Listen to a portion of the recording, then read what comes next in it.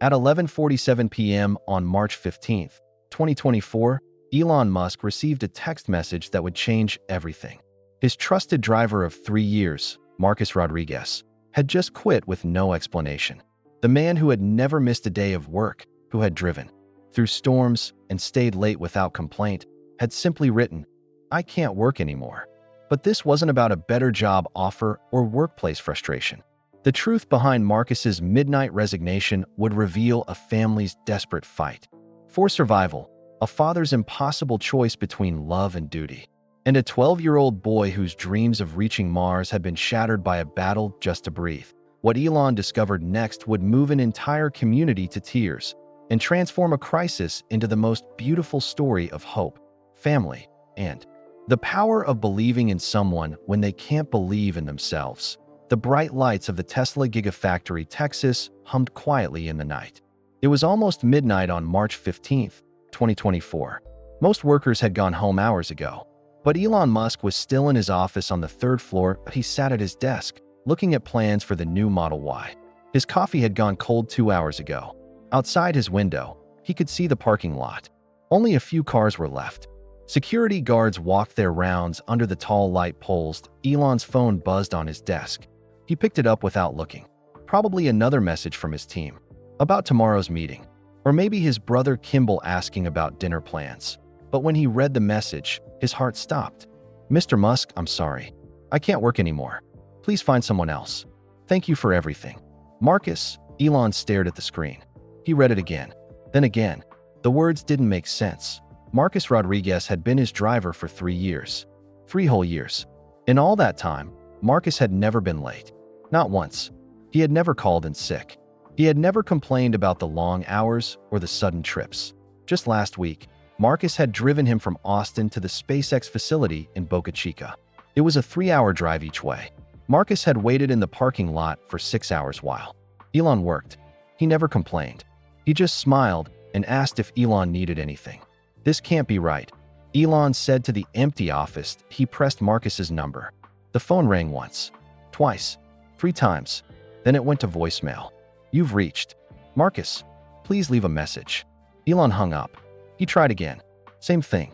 Voicemail. Marcus always answered his phone. Always. Even at midnight. Even on weekends. That was just who he was. Elon stood up and walked to his window. He looked down at the parking lot. Marcus's car should be there. The white Tesla Model S that the company gave him. Marcus loved that car. He washed it every weekend. He kept it cleaner than most people kept their homes. But something was wrong. Elon could see the white car in the parking lot, under the bright lights, just sitting there. If Marcus drove himself home, why was his car still here? Elon grabbed his jacket and headed for the elevator. His footsteps echoed in the empty hallway. The elevator seemed to take forever. Finally, the doors opened on the first floor. The security guard at the front desk looked up. "Mr. Musk? Working late again. Jimmy, did you see Marcus leave tonight?" Jimmy was an older man with gray hair. He had worked security for 10 years. He knew everyone who came and went. "Marcus? Yeah, I saw him. Left about 30 minutes ago. Maybe 11:30. Did he say anything?" "No, sir. But he looked upset. Real upset. I asked if he was okay, but he just waved and kept walking." "Which way did he go?" "Toward the parking lot." "But then..." Jimmy scratched his head. "That's weird. I didn't see him drive out. I would have noticed. I always wave when people leave." Elon's stomach twisted. "Can you check the security cameras?" "Of course, Mr. Musk." Jimmy typed on his computer. The screen showed different views of the building. He clicked on the parking lot camera.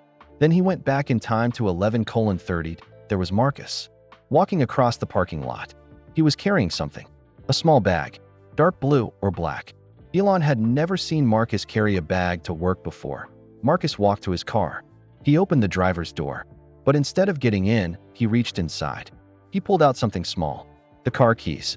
He looked at them for a long moment. Then he closed the door and walked away. "Where's he going?" Elon asked. Jimmy switched to another camera.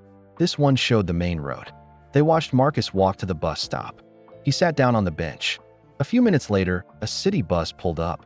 Marcus got on. The bus drove away into the night. "He took the bus," Jimmy said. "Left his car here." Elon felt like someone had punched him in the stomach. Marcus loved that car.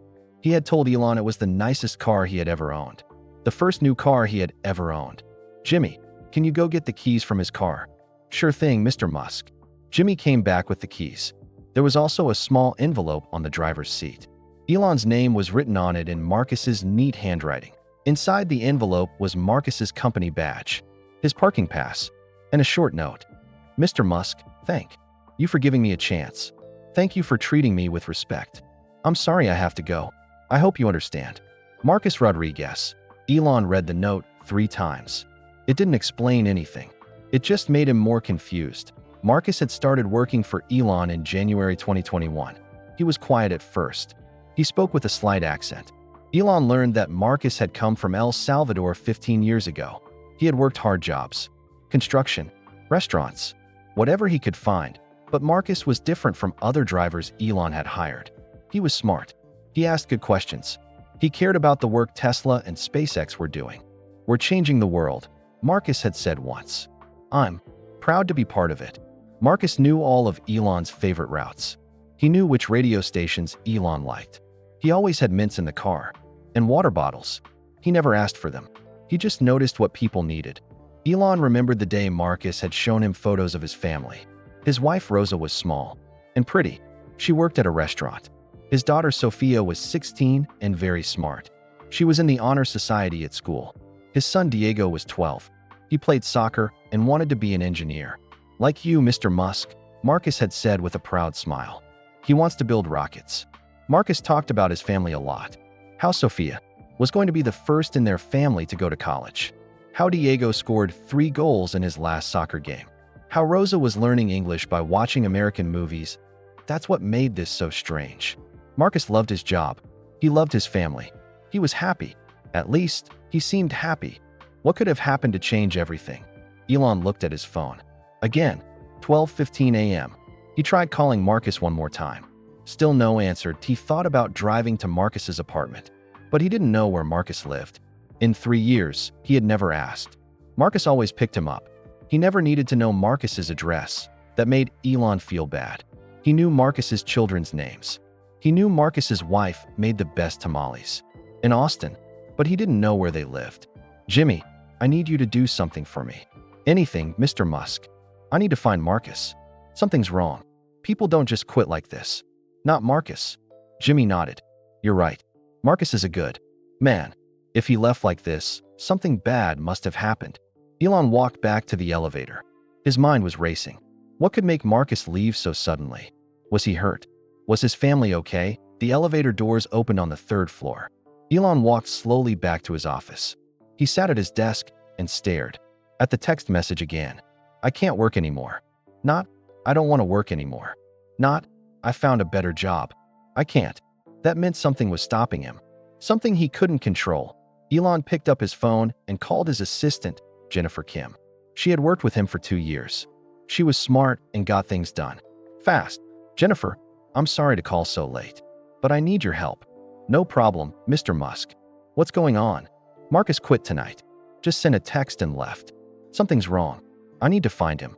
Jennifer was quiet for a moment. "Marcus? But he loves his job. He's always talking about how proud he is to work for Tesla." "I know. That's why this doesn't make sense. Can you help me find him tomorrow?" "Of course. I'll start first thing in the morning." Elon hung up and looked out his window again. The parking lot was empty now except for Marcus's white Tesla. It looked lonely under the bright lights. Somewhere in Austin, Marcus Rodriguez was awake too.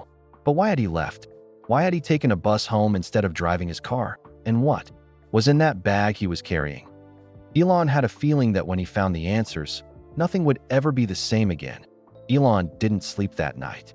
He kept thinking about Marcus, about the look on his face in the security video, about the bag he was carrying, about why he would leave his car behind at 5:30 a.m. Elon gave up trying to sleep. He took a shower and drove to the Gigafactory. The sun was just coming up over Austin. The roads were almost empty. By 6 a.m., he was back in his office. He made coffee and waited for Jennifer to arrive. She was always early, but today felt different. Today, every minute felt like an hour. At 7 a.m., Jennifer walked into his office. She was carrying a laptop and a stack of papers. "I couldn't sleep either," she said. I've been thinking about Marcus all night. So I started looking into it. What did you find? Jennifer sat down and opened her laptop. I got his employee file from HR. Marcus Rodriguez, age 42. Lives at 1847. Maple Creek Drive, apartment 3B. He's worked here for 3 years and 2 months. She turned the laptop screen toward Elon. There was Marcus's photo from when he started. He looked younger, more nervous, but he was smiling. Perfect attendance record, Jennifer continued. Never late, never called in sick. His supervisor gives him the highest ratings every year. Who's his supervisor? Tom Wilson. He runs the driver pool. I called him this morning. He's as shocked as we are. Elon leaned back in his chair. What else? Emergency contact is his wife, Rosa Rodriguez. Same address. But when I called this morning, no one answered. Maybe they're still sleeping. Maybe. But I called 3 times. Once at 6 a.m., once at 6:30, and once at 7. No answer each time. That was strange. Marcus had told Elon that Rosa worked early shifts at a restaurant. She should have been awake by 6 a.m. What about his kids? Sofia Rodriguez, age 16, goes to Austin High School. Diego Rodriguez, age 12, goes to Hill Elementary. Both are good students. Jennifer pulled out a piece of paper. I also found something interesting. Marcus applied for a loan from the Employee Assistance Program 6 months ago. A loan? For what? Medical bills. It says here that someone in his family needed surgery. The loan was approved for $5,000. Elon frowned. Marcus had never mentioned anyone being sick. But then again, Marcus was private about personal things. He talked about his family, but mostly about happy things. Sophia's grades, Diego's soccer games, Rosa's cooking. Jennifer, I want to go to his apartment. I thought you might. I already called Carlos Santos from security. He's going to meet us there. Carlos was the head of security. He was a good man. He had been a police officer before working for Tesla. If anyone could help them figure out what happened, it was Carlos. They drove to Marcus's apartment in Elon's car. It was a 20-minute drive from the Gigafactory. The apartment complex was older but clean. There were kids' bikes in the parking lot, flowers and window boxes. Carlos was waiting for them by the main entrance. He was a big man with kind eyes. He shook Elon's hand. Mr. Musk, I've been thinking about this all morning. Marcus is a good man. If he left like this, something serious happened. That's what I think too. Can we talk to the manager? The apartment manager was a small Asian woman named Mrs. Chun. She had been running the complex for 10 years. She knew all the families. The Rodriguez family? Oh yes, they're wonderful people. Always pay rent on time. Never cause trouble. The children are so polite. Have you seen them recently? Carlos asked. Mrs. Chun looked worried. Actually, no. I usually see the kids playing in the courtyard after school, but I haven't seen them in 2 days. Maybe 3. What about the parents? Rosa works very hard. 2 jobs. I see her leaving early in the morning for the restaurant, but I haven't seen her either. Mrs. Chun led them to apartment 3B. She knocked on the door. Rosa? Marcus? It's Mrs. Chun. No answer. She knocked again. I'm here with some people from Marcus's work. We want to make sure you're okay. Still no answer. Can you open the door? Elon asked. Mrs. Chun looked nervous. I don't know. I mean, they pay their rent. I can't just. We're worried about their safety, Carlos said gently. If something happened to them, you'd want to know, right? Mrs. Chun nodded. She used her key to open the door. Hello? Anyone home? The apartment was small, but very clean. There were family photos on the walls, a couch with colorful pillows, a small TV. Everything was neat and organized, but something felt wrong. Look, Jennifer said. She pointed to the kitchen table. There were papers scattered on it. Bills, letters. Some were open, some were still in envelopes. Carlos walked into the bedrooms. The beds are made, but it looks like someone packed in a hurry. Drawers are open, clothes are missing. Elon picked up one of the papers from the table. It was a hospital bill for Diego Rodriguez. The amount made his heart sink. $15,000. And that was just the first bill. Look at this, Jennifer said. She was holding another paper. This is from Dell Children's Medical Center. It's dated 3 days ago. 3 days ago. That was March 13th, the day before Marcus quit. What does it say? Elon asked. Jennifer read it carefully. It's about Diego. He was admitted to the emergency room. Severe asthma attack. Elon felt his stomach drop. Diego, Marcus's 12-year-old son. The boy who wanted to build rockets. Is he okay? Carlos asked. It doesn't say. This is just the admission paperwork. They heard footsteps in the hallway. An older woman was standing in the doorway. She had gray hair and was wearing a housecoat. Are you looking for the Rodriguez family? She asked. Yes, Elon said. I'm Marcus's boss. We're worried about them. The woman's face softened. I'm Grace Patterson. I live next door. I heard you talking to Mrs. Chun. Do you know where they are? Grace looked sad. I think they're at the hospital. I heard Rosa crying 2 nights ago. She was talking on the phone in Spanish. She sounded scared. What was she saying? I don't speak Spanish, but I heard her say Diego many times. And hospital. She was crying so hard. Elon's heart was breaking. Diego was in the hospital. That explained everything. Marcus wasn't at work because his son was sick. Maybe very sick. Grace, did you see Marcus leave yesterday? Yes. He looked terrible, like he hadn't slept in days. He was carrying a bag. I asked if everything was okay, but he just said he had to go. Which hospital do you think they went to? Dell. Children's is the closest. That's where most families around here go. Elon turned to Jennifer and Carlos. We need to go to the hospital. Now. As they walked back to the car, Grace called out to them. Tell Marcus that the whole building is thinking about his family. Diego is such a sweet boy. We're all praying for him. In the car, Elon was quiet. He was thinking about all the times Marcus had shown him photos of Diego. The boy had his father's smile, his mother's eyes. He was small for his age, but he was full of energy. Last month, Marcus had brought Diego to the Gigafactory for a Bring Your Child to Work Day.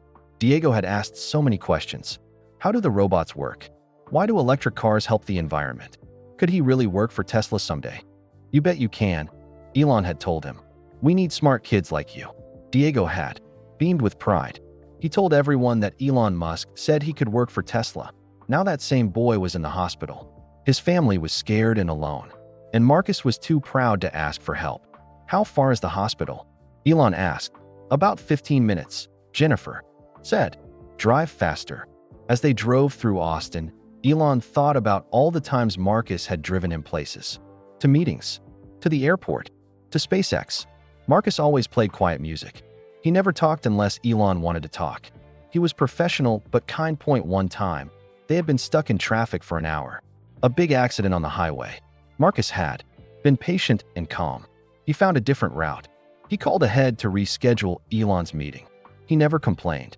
Mr. Musk, Marcus had said that day, my father always told me that how you handle problems shows who you really are.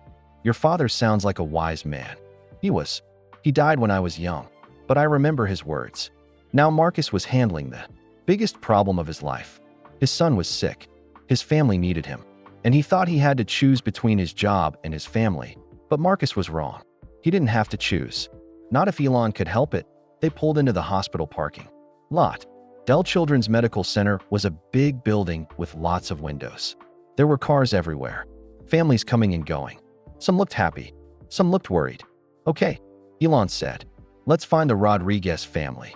As they walked toward the hospital entrance, Elon had a terrible thought. What if they were too late? What if something had happened to Diego? What if that's why Marcus quit? What if he was too heartbroken to work anymore? But then he remembered Grace's words. The whole building was praying for Diego. People cared about this family. They weren't alone, even if they felt alone. Elon just hoped Diego was strong enough to fight whatever was wrong with him. And he hoped Marcus would let them help. The hospital lobby was busy even though it was still early morning. Families sat in chairs, waiting. Doctors and nurses walked quickly through the halls. The smell of cleaning supplies mixed with coffee from the small cafe near the entrance. Elon, Jennifer, and Carlos walked to the information desk. A young woman with a friendly smile looked up at them. Can I help you? We're looking for the Rodriguez family, Elon said. Their son Diego is a patient here. The woman typed on her computer. I'm sorry, but I can only give information to family members. Carlos stepped forward. He showed his security badge. We're from Tesla. Marcus Rodriguez works for us. We're concerned about his family's welfare. I understand, but hospital rules are very strict. I can't tell you anything about patients. Elon felt frustrated. They had come so far. They were so close to finding Marcus and his family. But now they were stuck. Can you at least tell us if they're here? Jennifer asked. We just want to make sure they're safe. The woman looked at her computer again. She seemed to be thinking, I can't give you details about patients, but I can tell you that if you want to leave a message for a family, you can do that. A message? Yes. Write a note. I can make sure it gets to them if they're here. Elon took a piece of paper from the desk. He wrote quickly, Marcus, this is Elon. We're worried about you and your family. Please call me. We want to help. You're not alone. He gave the note to the woman. Please make sure Marcus Rodriguez gets this. I'll do my best. They walked away from the desk. Elon felt helpless. They were in the same building as Marcus's family, but they couldn't find them. What now? Carlos asked. Let's think about this differently, Jennifer said. If Diego is here, Rosa is probably with him. She works at a restaurant, right? Maybe someone there knows something. Elon remembered Marcus talking about Rosa's job. He said she works at a place called Abuela's Kitchen, downtown. I know that place, Carlos said. My wife and I eat there sometimes. Good food. Nice people. They drove downtown to Abuela's Kitchen. It was a small restaurant with bright colors and Mexican music playing. The smell of fresh tortillas filled the air. A woman with gray hair and kind eyes greeted them. Table for 3? Actually, we're looking for Rosa Rodriguez, Jennifer said. We work with her husband Marcus. The woman's face changed. She looked worried. I'm Maria Gonzalez. I own this place. Rosa is one of my best workers. But she didn't come to work yesterday. That's not like her. When did you last see her? 3 days ago. She worked her regular shift, but she seemed upset about something. I asked if she was okay, but she said she was fine. Did she say anything about her family? Maria shook her head. Rosa is a private person. She works hard, but she doesn't talk much about personal things. I know she has 2 children, a smart girl and a boy who plays soccer. Have you tried calling her? Many times. Her phone goes straight to voicemail. I'm getting worried. Rosa never misses work without calling. Maria led them to a small table in the corner. Rosa has been working here for 2 years. She comes in early, stays late, never complains. She sends money to her mother in El Salvador every month. Her mother? Yes. The old woman is sick. Rosa is always worried about her. She wants to bring her to America, but it's very expensive. Elon was starting to understand. Marcus and Rosa had many people depending on them. Diego and Sofia, Rosa's mother in El Salvador. Medical bills, regular bills. It was a lot of pressure.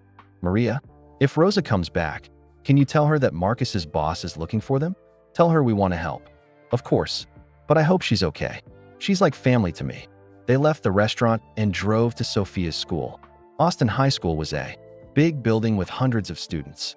The parking lot was full of cars and school buses. In the main office, they met with the guidance counselor, Ms. Patricia Moore. She was a woman in her 50s with short brown hair and glasses. Sofia Rodriguez? Yes, I know her well. She's an excellent student. Honor roll every semester. She wants to study engineering in college. Have you seen her recently? Elon asked. Ms. Moore looked at her computer. Actually, no. She's been absent for 3 days. That's very unusual for Sofia. She's never missed more than 1 day all year. Did she say why she was absent? No. Usually students call in when they're going to miss school. But we haven't heard anything from the Rodriguez family. Ms. Moore pulled out a file. Sofia is special. She gets the highest grades in math and science. She asks questions that surprise even her teachers. What kind of questions? About space. About rockets. About how things work. She wants to be an aerospace engineer. She says she wants to help send people to Mars. Elon smiled despite his worry. Sofia had the same dreams as her little brother. Both kids wanted to reach for the stars. Ms. Moore, Sofia has been asking about programs for families in crisis. Do you know why? Ms. Moore looked surprised. When did she ask about that? Recently. We heard she was looking for information about help for families. That's strange. Sofia never mentioned any problems at home. She seems like such a happy, stable kid. Ms. Moore thought for a moment. Wait, last week, she did ask me about scholarships. She wanted to know if there were emergency scholarships for students whose families had medical bills. Medical bills? Yes. She said she was asking for a friend. But now that I think about it, she seemed nervous, like she was really asking for herself. They left the school with heavy hearts. Sofia was missing classes to help her family. She was looking for emergency help. She was worried about paying for college because of medical bills. This family is falling apart. Carlos said as they drove back toward the hospital. No, Elon said firmly. This family is staying together. They're facing a crisis, but they're doing it as a team. Sophia is helping. Marcus is trying to provide. Rosa is working 2 jobs, but they're too proud to ask for help, Jennifer said. Then we have to find another way to help them. Elon's phone rang. It was Jimmy from the night security desk. Mr. Musk, I found something. I was looking at more security footage from last night. I saw Marcus in the break room around 10 p.m. He was making phone calls. He looked really upset. Could you hear what he was saying? No, but I could see his face. He was crying, Mr. Musk. I've never seen a grown man look so scared. Elon felt his chest tighten. Marcus had been at work, trying to do his job, while his son was in the hospital. He had been making phone calls, probably to Rosa, probably getting bad news about Diego. Jimmy, thank you for calling. Mr. Musk? I hope Marcus is okay. He's a good man. If there's anything I can do to help, I'll let you know. They drove back to Dell Children's Medical Center. This time, Elon had a plan. We're going to find them. He told Jennifer and Carlos. I don't care what it takes. This family has been carrying this burden alone for too long. In the hospital parking lot, Elon saw something that made his heart race. A city bus was pulling away from the bus stop across the street. The same kind of bus that Marcus had taken the night before. What if they don't have a car anymore? He said suddenly. What do you mean? Jennifer asked. Marcus left his company. Car at work. What if their personal car broke down? What if they've been taking the bus to the hospital? Carlos nodded. That would explain why Rosa missed work. Taking the bus with a sick kid would be really hard. And expensive, Jennifer added. Bus fare adds up when you're going back and forth to the hospital every day. They walked into the hospital again. This time, Elon went straight to the cafe. He bought 3 cups of coffee and sat down at a table where he could see the main entrance. What are we doing? Carlos asked. We're waiting. If this family is here, they'll have to eat sometime. They'll have to get coffee. They'll walk through this lobby. They waited for an hour. Families came and went. Doctors grabbed quick lunches. Nurses took coffee breaks. Then Jennifer grabbed Elon's arm. Look, a small woman with dark hair was walking toward the elevators. She was carrying a paper bag from the hospital cafe. She looked tired, very tired. Is that Rosa? Elon asked. I think so. She matches Marcus's description. They watched the woman get on the elevator. The doors closed. 3rd floor, Carlos said.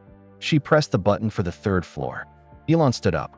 Let's go. But as they walked toward the elevators, Elon realized something. They had found Rosa. They were close to finding Marcus and Diego, but they still didn't know how bad things really were. What if Diego was dying? What if that's why Marcus quit? What if he knew his son might not make it, and he couldn't bear to think about work while his child was fighting for his life? The elevator doors opened on the 3rd floor.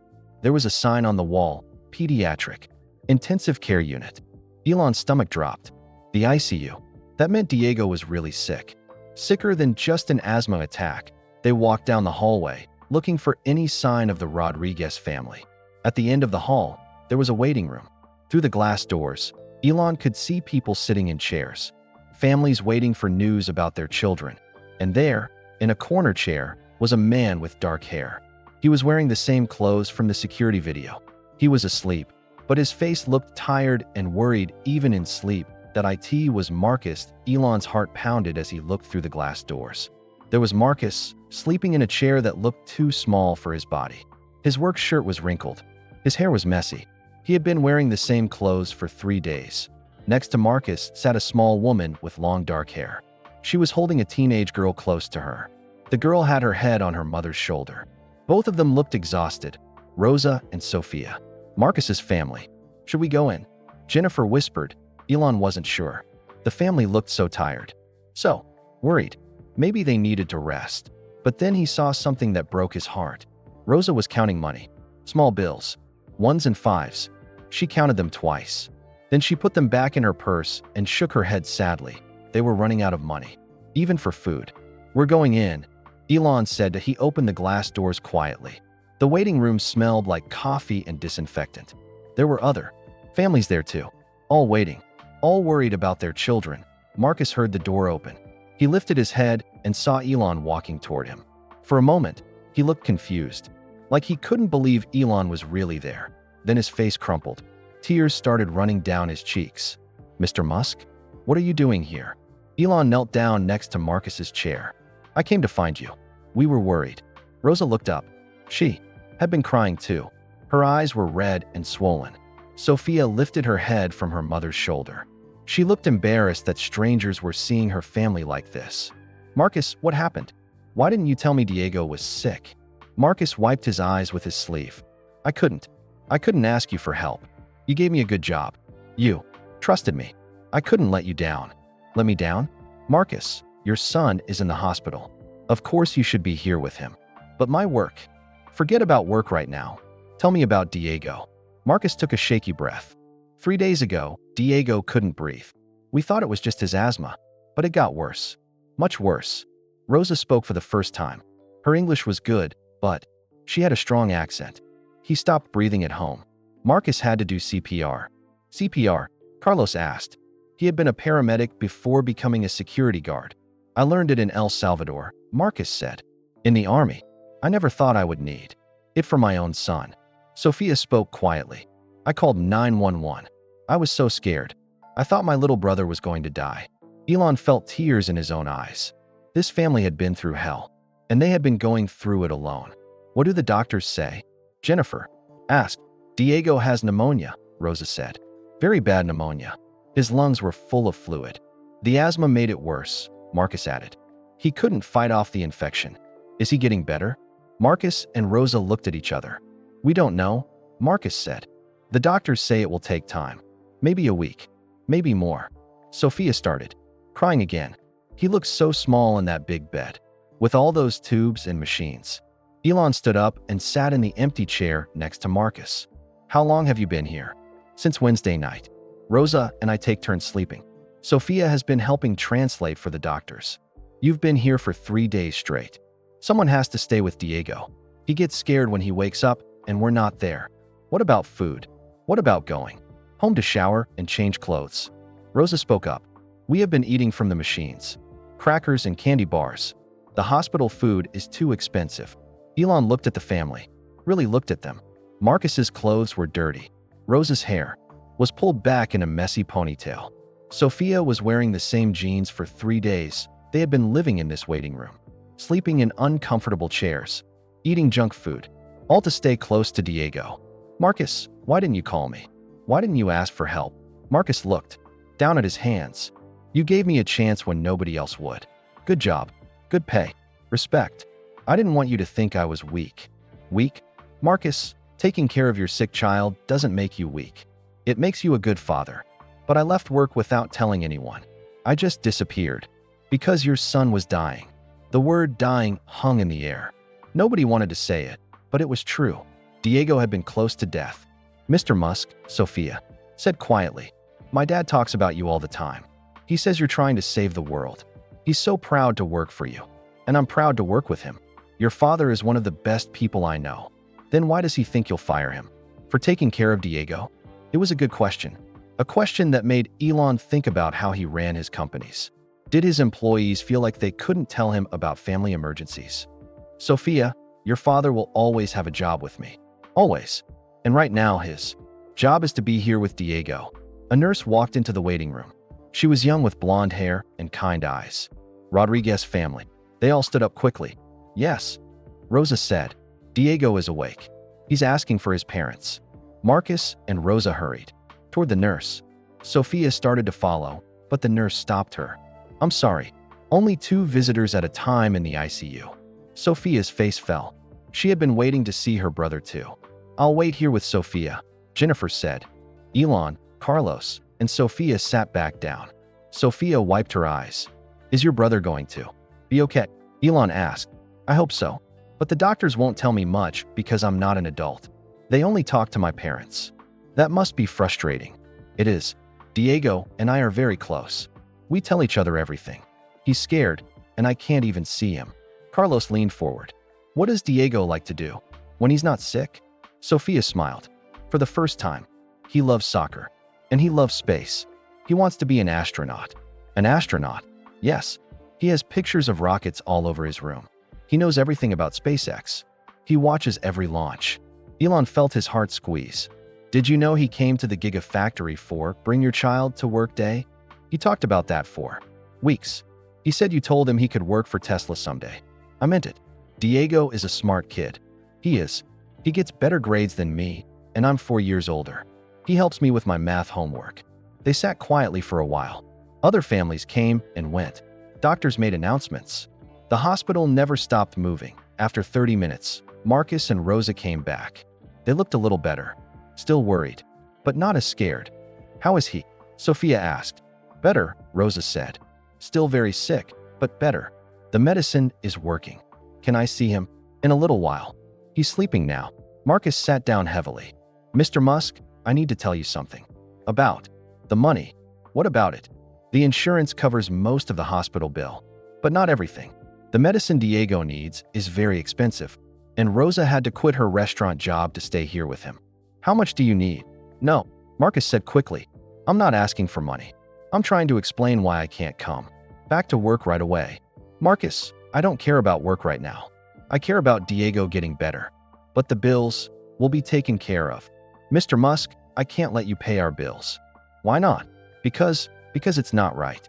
I should be able to take care of my own family. Elon understood. Marcus was proud.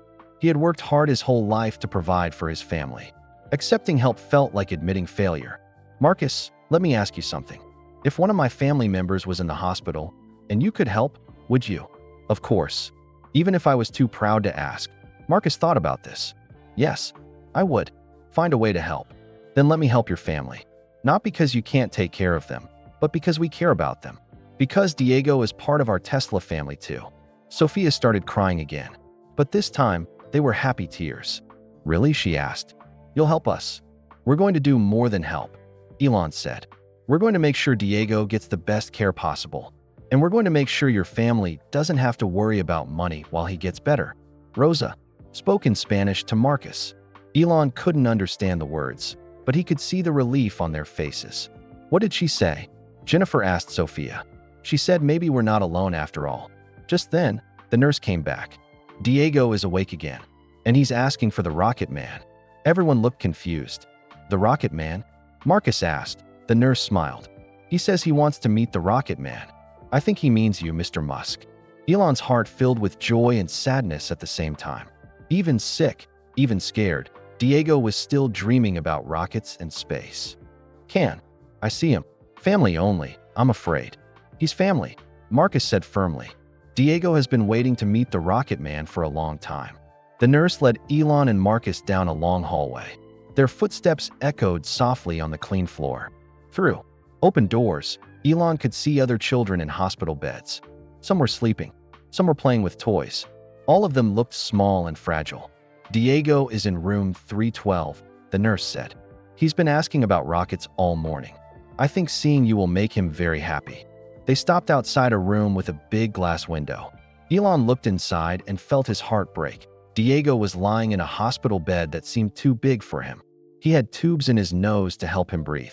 Wires connected him to machines that beeped quietly. His dark hair was messy against the white pillow, but his eyes were bright, alert. When he saw his father and Elon through the window, his face lit up with the biggest smile. Papa, he called out, his voice scratchy from the breathing tube. Marcus rushed to his son's bedside. He took Diego's small hand in his big ones. How are you feeling, Mijo? Better. Much better. Diego looked past his father to Elon. Is that really him? The Rocket Man. Elon stepped closer to the bed. Hi, Diego. I'm Elon. Diego's eyes went wide. You're really here. In my room. I came to see how you're doing. Your dad has told me so much about you. He has. He told me you want to be an engineer. He told me you love rockets and space. Diego nodded excitedly, then started coughing. The coughing made the machines beep faster. Marcus looked worried. Take it easy, son. Don't get too excited. When Diego stopped coughing, he looked at Elon with serious eyes. Mr. Musk, I need to tell you something important. What is it? It's about why my papa left work. It's my fault. Elon sat down in the chair next to the bed. How is it your fault? Diego's eyes filled with tears. I got sick. Really sick. Papa had to take care of me instead of driving you places. He lost his job because of me. Diego, your papa didn't lose his job. He didn't. No. He'll always have a job with me. Always. Marcus squeezed his son's hand. Mr. Musk is right, Diego. But I need to tell you both the whole truth. About what really happened. Marcus pulled his chair closer to the bed. His voice was quiet and sad. 3 days ago, on Wednesday, Diego came home from school feeling sick. He said his chest hurt. He was coughing a lot. I thought it was just a cold, Diego said. We all did. But that night, around 9 o'clock, Diego started having trouble breathing. Really bad trouble. Marcus's voice shook as he continued. I was at work, Mr. Musk. You were working late at the factory. I got a call from Rosa. She was screaming into the phone. What was she saying? Elon asked. She said Diego couldn't breathe. She said his lips were turning blue. I could hear Diego in the background, making this terrible sound, like he was fighting for air. Diego reached for his father's hand. I was scared, Papa. I know, Mijo. I was scared too.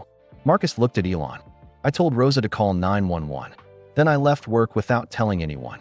I just ran to my car and drove as fast as I could. You did the right thing, Elon said. When I got home, the paramedics were already there. They had Diego on oxygen, but he was still struggling. They said we had to get to the hospital right away. Marcus wiped his eyes. I rode in the ambulance with Diego. Rosa and Sophia followed in our car. The whole way to the hospital, I kept thinking Diego might die. My little boy might die. Diego's eyes were getting sleepy, but he was listening to every word. At the hospital, the doctors said Diego's asthma had triggered a severe pneumonia. His lungs were full of fluid. They had to put him on a ventilator to help him breathe. A ventilator? Elon asked. A machine that breathes for you, Diego said quietly. It was scary, but it saved my life. Marcus continued his story. The doctors said Diego would be in the ICU for at least a week, maybe longer. Someone needed to stay with him at all times. So you stayed. Rosa and I took turns. But Rosa had to quit her restaurant job. She couldn't leave Diego alone during the day, and I couldn't leave him alone at night. What about calling work? What about letting us know what happened? Marcus looked ashamed. I tried to call on Thursday morning, but every time I started to dial your number, I stopped. Why? Because I was embarrassed. Because I thought you would think I was making excuses. Because I thought you would fire me for abandoning my job. Diego spoke up, his voice getting weaker. Papa, tell him about the money. Marcus sighed. The medical bills started coming right away. Even with insurance, we owe thousands of dollars. Rosa wasn't working. I wasn't working. We were running out of money for food. And gas for the car, Diego added. Our car broke down on Thursday, Marcus explained. The engine just died. In the hospital parking lot. We couldn't afford to fix it. That's why I've been taking the bus. Elon was putting the pieces together. That's why you left your company car at work. I didn't think I deserved to drive it anymore. I thought I was fired. Papa kept saying he failed everyone. Diego said softly. He said he failed you. He said he failed our family. But you didn't fail anyone, Elon said to Marcus. You saved your son's life. Thursday night was the worst, Marcus continued. Diego's fever was very high. The doctors weren't sure the medicine was working. I sat by his bed all night, watching him breathe. That's when you decided to quit. Friday morning, I woke up in this chair, and I realized I couldn't do both. I couldn't be a good employee and a good father at the same time. So I chose to be a good father. Diego was struggling to keep his eyes open. Papa wrote you a letter that night. A long letter explaining everything. But he never sent it. Where is the letter? Elon asked. Marcus pulled out his phone. I wrote it as a text message. But I couldn't send it. It was too long. Too personal. He showed Elon the unsent message. It was 3 paragraphs long. It explained about Diego's illness, about the medical bills, about feeling like a failure as a provider and an employee. So instead, you sent that short message, the one that just said you couldn't work anymore. I thought it was better to keep it simple. I didn't want to make excuses. Marcus, this isn't an excuse. This is life. This is what matters most. Diego's breathing was getting slower. The medicine was making him sleepy. Mr. Musk, Diego whispered. Can I ask you something? Anything. Do you really think I could work for SpaceX someday? Even though I got sick? Even though I caused so much trouble for my family? Elon felt tears running down his cheeks. This 12-year-old boy was worried that being sick made him less worthy of his dreams. Diego, getting sick doesn't change how smart you are. It doesn't change your dreams. And it definitely doesn't make you less worthy of working for SpaceX. Really? In fact, I think going through this experience might make you an even better engineer someday. How? Because you'll understand that life is precious. You'll understand that the work we do isn't just about technology. It's about helping people. It's about making life better for families like yours. Diego smiled. I want to help families who have sick kids. Then that's what you'll do. But first, you need to get better. I will. I promise. Diego closed his eyes. Within minutes, he was asleep. The machines beeped steadily. His breathing was easier than it had been in days. Marcus and Elon sat quietly for a while, watching Diego sleep. Mr. Musk, I need to tell you one more thing. About that bag I was carrying when I left work. The duffel bag in the security video. Yes, it wasn't clothes or personal things. What was it? Marcus unzipped a small bag next to Diego's bed. Inside were several medicine bottles, an inhaler, and a folded piece of paper. Diego's emergency medicines. The inhaler he needs if he can't breathe. And this. He handed Elon the folded paper. It was a letter written in Marcus's handwriting. My dear Diego, Elon read silently. If you are reading this, it means something happened to me at the hospital. I want you to know that being your papa is the greatest job I have ever had. You are brave and smart and kind. Never let anyone tell you that you can't reach the stars. I love you forever. Papa. Elon looked up at Marcus. You thought you might not make it through this. I was so scared, Mr. Musk. I've never been so scared in my life. I kept thinking, what if Diego dies? What if I can't save him? What if I lose my job and can't pay for his medicine? But you didn't lose him, and you didn't lose your job. I know that now. But Wednesday night, when I carried that bag to work, I thought my world was ending. A nurse came into the room. Visiting hours are almost over. Diego needs his rest. Marcus kissed his son's forehead. Sleep well, Mijo. Papa will be here when you wake up. As they walked back to the waiting room, Marcus stopped in the hallway. Mr. Musk, I don't know how to thank you. You don't need to thank me. You just need to focus on getting Diego better. What about work? What about my job? Your job right now is being here with your family. When Diego is ready to go home, then we'll talk about work. They reached the waiting room where Rosa, Sophia, Jennifer, and Carlos were waiting. How is he? Rosa asked. Better, Marcus said. Much better. And he got to meet the Rocket Man. Sophia smiled. Did he ask about Mars? Not yet, Elon said. But I have a feeling he will. As Elon prepared to leave the hospital, he realized something important. Marcus hadn't just quit his job that night. He had made the hardest choice a parent can make. He had chosen love over fear, family over security, and that choice had saved his son's life. But now the Rodriguez family would never have to make that choice again, because they were no longer alone. The next morning, Elon arrived at the hospital at 8 a.m. He carried a bag with fresh clothes for Marcus and toiletries for the family. Jennifer had helped him pick out everything the night before, but when he got to the ICU waiting room, he was surprised. It wasn't empty like he expected. Tom Wilson was there. Tom was Marcus's supervisor at Tesla. He was a big man with gray hair and kind eyes.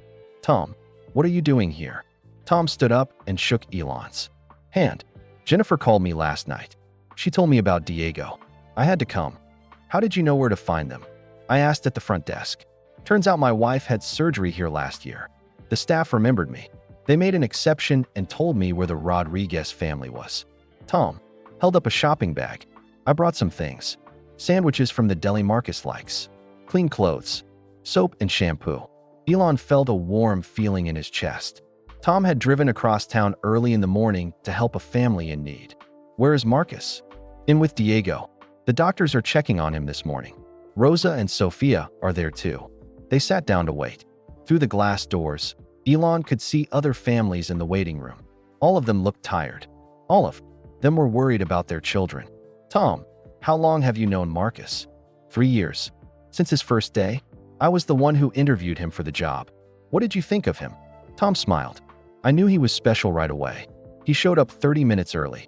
His clothes were old but perfectly clean. His shoes were polished. And when I asked him why he wanted to work for Tesla, he said something I'll never forget. What did he say? He said, I want my children to be proud of the work their father does. I want to help build a better future for them. That sounded like Marcus. Always thinking about his family. Tom, in 3 years, did Marcus ever miss work? Ever call in sick? Never. Not once. If he was scheduled to work, he was there. Even during that big snowstorm last winter when half the staff couldn't make it in, Marcus walked to work, 2 miles in the snow. He walked. His car wouldn't start, but he didn't want to let you down. So he left his house at 4 a.m. and walked. Elon shook his head. Marcus had never told him about that. Mr. Musk, I need to tell you something else. Yesterday afternoon, after Jennifer called me about Diego, I went back to the office. I wanted to check on Marcus's work schedule for this week. What did you find? Marcus was supposed to drive you to 3 important meetings. One with the city council about the new factory expansion, one with investors, and one with NASA about the Mars project. Elon's stomach dropped. Those were huge meetings. Missing them could have serious consequences. I called everyone and rescheduled. Tom continued. I told them there was a family emergency. Everyone understood. Thank you, Tom. I was so worried about Marcus and Diego, I forgot about my schedule. That's exactly what Marcus was afraid of. He thought if he told you about Diego, you would miss important meetings because of him. At that moment, the glass doors opened. Marcus walked out with Rosa and Sophia. They all looked surprised to see Tom there. Tom, what are you doing here? Tom stood up and gave Marcus a big hug. I came to check on your boy. How is he? Much better. The doctors say the pneumonia is clearing up. His breathing is stronger. That's wonderful news. Rosa spoke up. The doctor says Diego can probably go home in 3 days. Maybe 4. That's great, Elon said. He must be excited. Sophia nodded. He is. But he's also worried about coming home. Our apartment doesn't have good air conditioning. The doctor says Diego needs clean, cool air to help his lungs heal. Elon made a mental note. About that, the family would need help making their home safe for Diego's recovery. Has Diego eaten breakfast? Tom asked. A little, Rosa said. The hospital food is not very good, and it's expensive. Tom opened his shopping bag. I brought sandwiches from Rudy's Barbecue. Marcus told me once that it was Diego's favorite place. Marcus's eyes filled with tears. Tom, you didn't have to. Yes, I did. Diego is part of our Tesla family. When family needs help, we help. They all went back into Diego's room together. Diego was sitting up in bed, looking much better than the day before. His color was better. His breathing was easier. Papa, who are all these people? This is Tom. He's my boss at work. And you remember Mr. Musk. Diego's face lit up when he saw Elon. The Rocket Man. You came back. I promised I would. How are you feeling today? Much better. The doctor says my lungs are getting stronger. Tom stepped forward. Diego, I brought you something. He handed Diego one of the sandwiches. Rudy's Barbecue. Your papa told me it's your favorite. Diego unwrapped the sandwich and smiled. Brisket. Thank you, Mr. Tom. As Diego ate, more people arrived. Carlos, the security chief, came with his wife Maria. She was a small woman with a warm smile. We brought homemade soup, Maria said. It's good for sick children. Then Jennifer arrived with 2 other people. A man and woman that Elon didn't recognize. Mr. Musk, this is Dr. Sarah Kim and Dr. Robert Chen. They're specialists in pediatric respiratory medicine. Dr. Kim stepped forward. We're here to consult on Diego's case. We want to make sure he gets the best possible care. Marcus looked confused. I don't understand. We didn't ask for specialists. No, Elon said. I did. I want Diego to have every advantage possible. But the cost? Don't worry about the cost. Just focus on getting Diego better. Dr. Chen had been reading Diego's medical chart. The good news is that Diego is responding very well to treatment. With proper care, he should make a full recovery. What kind of proper care? Rosa asked. Clean air, rest, good nutrition, and follow-up appointments to make sure his lungs stay healthy. We can do that, Marcus said. I'm sure you can. But it would be easier if Diego had a better environment to recover in. Diego had been listening to everything. What does that mean? A better environment. Dr. Kim knelt down next to his bed. It means a place with clean air filters, air conditioning to keep the temperature just right, space to rest and recover. Diego looked at his parents. Our apartment is very small, and sometimes it gets very hot. Rosa looked embarrassed. We do our best to keep it clean and comfortable. I know you do, Dr. Chen said kindly. But recovering from severe pneumonia takes special care, especially for someone with asthma. Elon had an idea. What if I told you that Tesla has corporate housing? Furnished apartments for employees who need temporary housing. Marcus shook his head. Mr. Musk, we can't. Why not? You're my employee. Your son needs a clean, safe place to recover. It makes perfect sense. But we're not important enough for corporate housing. Tom spoke up. Marcus, you're one of our most valuable employees. Of course you're important enough. Sophia had been quiet, but now she spoke up. Papa, maybe we should say yes. For Diego. Diego nodded. I want to get better fast so I can go back to school. Just then, there was a commotion in the hallway. Voices and laughter. The door opened and 5 more people walked in. Surprise! They called out that it was Diego's soccer team. 12 kids in matching jerseys, all carrying balloons and cards. Coach Martinez said Diego was in the hospital, said a boy with curly hair. We wanted to come see him. Diego's face lit up like Christmas morning. Miguel, Roberto, everyone. The soccer team crowded around Diego's bed. They all talked at once, telling him about their last game and how much they missed him.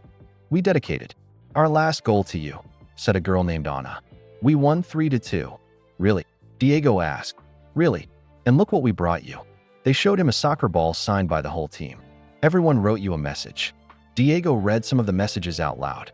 Get better soon. We miss you. Can't wait for you to come back. Marcus and Rosa watched their son laugh with his friends.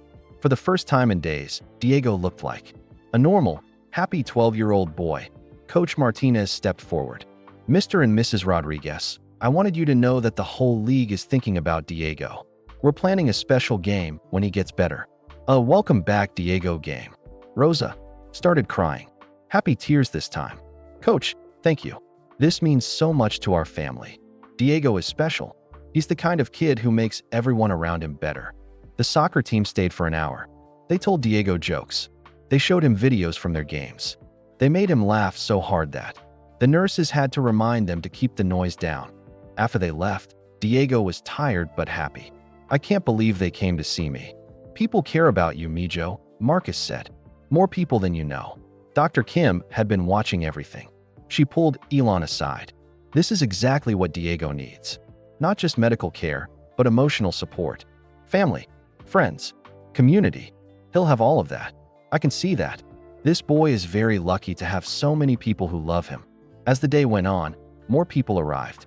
Other Tesla employees, neighbors from the apartment complex, teachers from Diego's school. The hospital room became filled with flowers, balloons, cards, and homemade food. The nurses had to bring in extra chairs. I've never seen anything like this, said Diego's main nurse, Lisa. This family has more visitors than anyone I've ever cared for. By evening, Marcus pulled Elon aside. Mr. Musk, I don't know what to say. This morning, I thought we were alone. Now, he looked around the room. Rosa was talking with Maria about soup recipes. Sophia was showing some Tesla engineers her math homework. Diego was laughing with Tom about something funny. Now you see that you were never alone. You just didn't know it yet. But why? Why do all these people care about us? Because you're good people. Because Diego is a special kid. Because when people see a family in need, they want to help. Marcus wiped his eyes. I've been so afraid. Afraid of losing my job. Afraid of not being able to pay for Diego's care. Afraid of being a burden.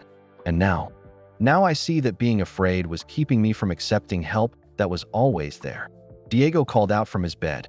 Papa, Mr. Musk, come here. They walked over to Diego's bed. He was holding the soccer ball his team had brought. I figured out what I want to do when I grow up. What's that? Elon asked. I still want to work for SpaceX, but I also want to help sick kids. Kids whose families are scared like mine was. How would you do that? I want to design special hospitals. Hospitals that go into space, so that families never have to be separated when someone gets sick. Elon smiled. That's a wonderful idea, Diego. Do you think it's possible? Space hospitals, with an engineer like you working on it? I think anything is possible. Diego grinned. Then that's what I'll do. I'll build hospitals among the stars. As Elon left the hospital that night, he realized something important had happened. Not just for the Rodriguez family, but for everyone who had come to help. The crisis had brought out the best in people. It had shown them that they were part of something bigger than themselves. A community, a family. And tomorrow, that community would be even stronger. 3 days later, Diego was feeling much better. The doctors had removed most of the tubes and wires. He could sit up in bed without getting tired. His breathing was clear and strong. Elon arrived at the hospital that morning with something special. He carried a large folder under his arm and had a big smile on his face. "Good morning, Diego. How are you feeling today?" "Great." "Look." Diego took a deep breath and held it for 10 seconds. "The doctor says my lungs are almost back to normal." "That's wonderful news." Marcus and Rosa were sitting in chairs next to the bed. They looked rested for the first time in a week. The corporate apartment that Tesla had provided was clean and comfortable. They had been able to shower, sleep in real beds, and eat proper meals. "Mr. Musk," Rosa said, "we can never thank you enough for everything. You don't need to thank me. Seeing Diego get better is thanks enough." Sophia was there too. She had been able to go back to school that week.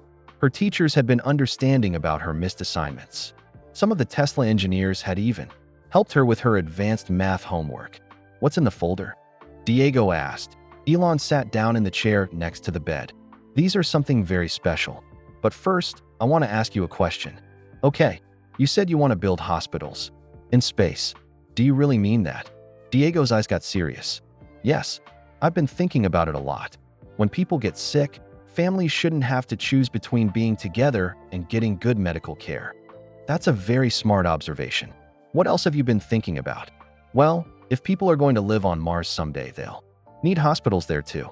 But what if someone gets really sick? They can't come back to Earth. It would take too long." Elon nodded. "So what would you do?" "I would design space hospitals that could travel between Earth and Mars. Like ambulances, but for space."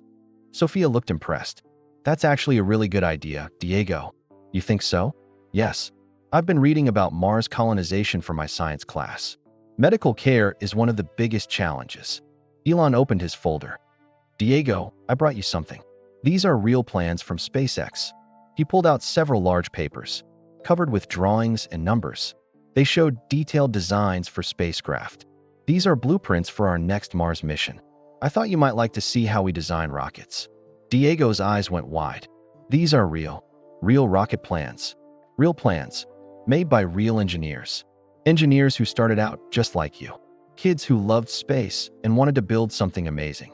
Diego studied the papers carefully. Even though he was only 12, he asked smart questions. "Why is the fuel tank this shape? Why are the engines positioned here instead of there? How do you make sure the rocket doesn't break apart when it goes through the atmosphere?" Elon was amazed. Diego's questions showed he understood complicated concepts that most adults couldn't grasp. "Diego, have you been studying rocket design?" "I read everything I can find online. I watch all the SpaceX launches.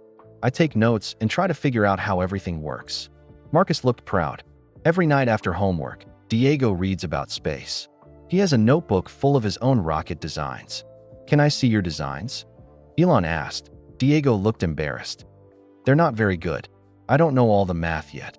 "I bet they're better than you think." Sophia reached into her backpack. "I brought Diego's notebook. I thought he might want to work on his designs while he's stuck in the hospital." She handed Elon a worn notebook with Diego's space plans written on the cover in careful handwriting. Elon opened the notebook and was stunned. Page after page of detailed drawings. Rockets with multiple stages. Space stations with rotating sections. Even designs for space suits and Mars rovers. "Diego, these are incredible. Look at this design for a rotating space station. You figured out how to create artificial gravity. Is that right?" "I wasn't sure about the math." "The concept is absolutely right. This is the kind of thinking that makes great engineers." Diego beamed with pride. Then he flipped to a page near the back of the notebook. "This is my newest idea. I drew it after I got sick." The page showed a sleek spacecraft with a red cross symbol on the side. It looked like a combination of a rocket and a hospital. "Tell me about it," Elon said. "It's called a medical transport vehicle. It could carry doctors and medical equipment to anywhere in space. If someone on a Mars colony got sick like I did, this ship could reach them in just a few days instead of months." Elon studied the drawing. Diego had thought of everything. Special rooms for surgery, areas for patients to recover, even space for families to stay with sick children. "Diego, this is brilliant. You've solved one of the biggest problems we face in space exploration." Really? Can I show this to my engineers at SpaceX?" Diego couldn't believe what he was hearing. "You want to show my drawings to real rocket scientists?" "I do." Because you think like a real rocket scientist. Just then, Dr. Kim walked into the room. Good morning, everyone. Diego, you're looking much better. I feel much better. Look what Mr. Musk brought me. Diego showed her the SpaceX blueprints. Dr. Kim looked at the plans, then at Diego's notebook. These are your drawings? Yes. Mr. Musk says they're good. They're more than good. They're visionary. She looked at Elon. This boy has a gift. That's what I was thinking. Dr. Kim, what would you say if I told you that SpaceX is actually working on medical transport vehicles for Mars missions? I'd say it's about time. Medical emergencies in space are a serious concern. Elon turned back to Diego. What if I told you that we could use some of your ideas in our real designs? Diego's mouth fell open. You're joking. I never joke about rocket design. Marcus and Rosa looked confused. Mr. Musk, what are you saying?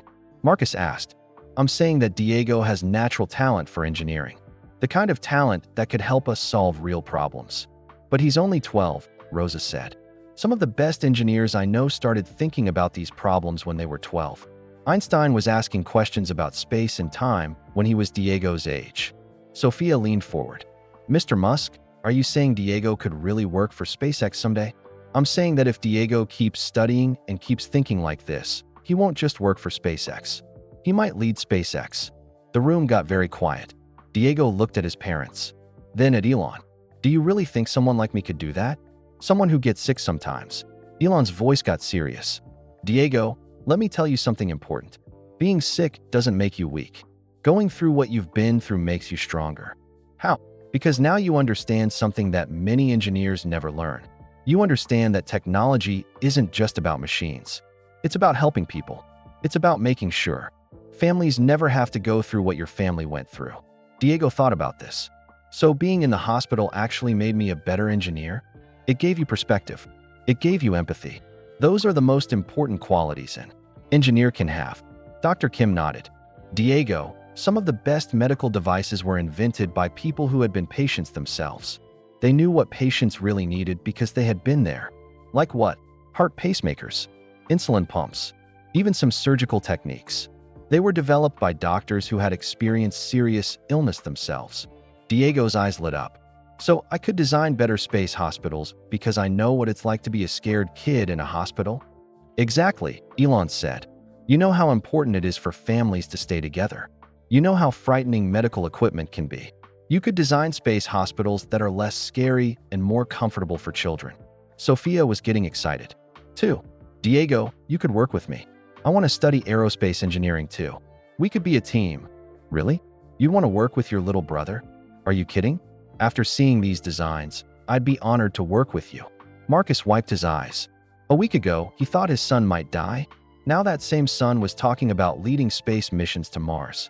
Mr. Musk, Marcus said quietly, how can we ever repay you for giving Diego hope? Marcus, Diego gave me hope too. What do you mean? This week, I've been reminded why I started SpaceX in the first place. It wasn't just about rockets and technology. It was about making life better for people like Diego. Kids who dream big and think about helping others. Diego had been listening carefully. Mr. Musk, can I ask you something personal? Of course. When you were a kid, did you ever get scared that your dreams were too big? Elon smiled. All the time. I wanted to go to Mars when most people thought it was impossible. What made you keep believing? People like your father. People who believed in me even when I didn't believe in myself. Diego looked at his father with new respect. Papa, you believe in my dreams. Marcus took his son's hand. Mijo, I believe you can do anything you set your mind to, even if it scares me sometimes. Why does it scare you? Because your dreams are so big. What if I can't help you reach them? Papa, you already have helped me. You saved my life. You showed me that family comes first. That's the most important lesson any engineer can learn. Rosa started crying. Happy tears. What's wrong, Mama? Diego asked. Nothing's wrong. Everything's right. I'm just proud of my smart, brave boy. Dr. Kim checked her watch. Diego, I have good news. Your test results this morning were excellent. I think you can go home tomorrow. Really? I can leave the hospital. You can, but you'll need to take it easy for a few weeks. No soccer. No running. Just rest and recovery. That's okay. I have rocket designs to work on. Elon stood up. Diego, before you go home, Would you like to visit SpaceX? I could show you our real rocket factory. Diego's eyes got huge. You mean it? I could see where rockets are built. You could see where rockets are built. You could meet the engineers. You could show them your medical transport vehicle design. How about next week? After you've had a few days to rest at home. Diego looked at his parents. Can we? Please. Marcus and Rosa looked at each other and smiled. Yes, Rosa said. We can, but only if you promise to rest and follow the doctor's orders, Marcus added. I promise. I promise. As Elon prepared to leave, Diego called out to him. Mr. Musk? Yes, thank you for believing in me. Even when I was sick. Even when I was scared. Thank you for reminding me why we reach for the stars, Diego. Why do we? So that kids like you never have to choose between their dreams and their families. Diego smiled the biggest smile of his life. Then let's build those space hospitals. Together. Together, Elon agreed. We'll build them together. The news about Diego spread quickly through Tesla and SpaceX. By the next morning, when the Rodriguez family was preparing to leave the hospital, something amazing had happened. Jennifer arrived at the hospital with a stack of cards and letters. These came to the office overnight, she told Marcus. Every single one is for Diego. Rosa looked through the cards. There were drawings from other children. Get well wishes from engineers. Even a letter from NASA congratulating Diego on his space hospital design. How did NASA find out? Marcus asked. Elon sent them Diego's drawings, Jennifer explained. They want to invite Diego to visit the Johnson Space Center in Houston when he's feeling better. Diego couldn't believe it. NASA wants to meet me? They do. Dr. Martinez from their Mars mission team wrote you a personal letter. Diego opened the letter with shaking hands. It was written on official NASA letterhead. Dear Diego, he read out loud. Your medical transport vehicle design shows real innovation. We would love to discuss your ideas with our team. Keep dreaming big. The future of space exploration needs minds like yours. Sincerely, Dr. Elena Martinez, Mars Mission Director. Sophia grabbed her brother's arm. Diego, NASA wants to talk to you about your drawings. This can't be real, Diego whispered. Doctor. Kim walked into the room carrying discharge papers. Oh, it's very real. I spoke with Dr. Martinez yesterday. She's genuinely excited about your ideas. But I'm just a kid.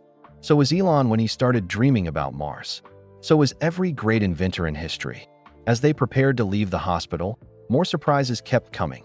Tom Wilson arrived with the entire driver team from Tesla. They had made a banner that said, "Welcome home, Diego," and brought balloons shaped like rockets. The whole team wanted to see you off, Tom explained to Marcus. Your family to us. Carlos, the security chief, came with his wife Maria. They brought homemade cookies shaped like spaceships. For your recovery, Maria said. My grandmother's recipe. They make everything better. Even some of the hospital staff gathered to say goodbye. Nurse Lisa, who had taken care of Diego for a week, gave him a small stuffed astronaut.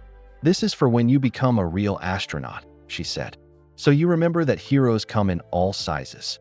As they walked through the hospital lobby, Diego stopped and looked back. What's wrong, Mijo? Rosa asked. I want to remember this place. Not because I was sick here, but because this is where I learned that my dreams matter. The corporate apartment that Tesla had provided was in a nice complex 20 minutes from the Gigafactory. It had 2 bedrooms, a full kitchen, and central air conditioning. Most importantly, it had air filters to keep Diego's lungs healthy. When they arrived, they found more surprises waiting. The refrigerator was full of healthy food, fresh fruits and vegetables, soup that Dr. Kim had recommended for Diego's recovery, even ingredients for Rosa's favorite tamales. There were educational books about space and engineering on the coffee table, a laptop computer with software for designing rockets, even a small telescope for looking at stars. Who did all this? Marcus asked Jennifer. Everyone pitched in. The Tesla team, some SpaceX engineers, even some parents from Diego's soccer team. Sophia found a note on the kitchen counter. It says, for the future chief engineer of Mars Medical Operations. From your friends at Tesla and SpaceX. Diego sat down on the couch and looked around the apartment. A week ago, I couldn't breathe. Now I have my own space laboratory. How does that make you feel? Rosa asked. Grateful, but also responsible. Responsible. All these people believe in me. I have to work hard to deserve their belief. Marcus sat down next to his son. Diego, you don't have to earn anyone's belief. You already deserve it just by being yourself. But what if I fail? What if I'm not smart enough to really become an engineer? Sophia joined them on the couch. Diego, do you remember what you told me when I was scared about starting high school? No, you said that being scared means you're about to do something important. You said brave people feel scared too, but they do the important thing anyway. Diego smiled. I said that. You did. And now I'm saying it back to you. Over the next few days, the ripple effects of Diego's story continued to spread at Austin High School. Sophia's teachers heard about her family's experience. They created a new support program for students whose families faced medical emergencies.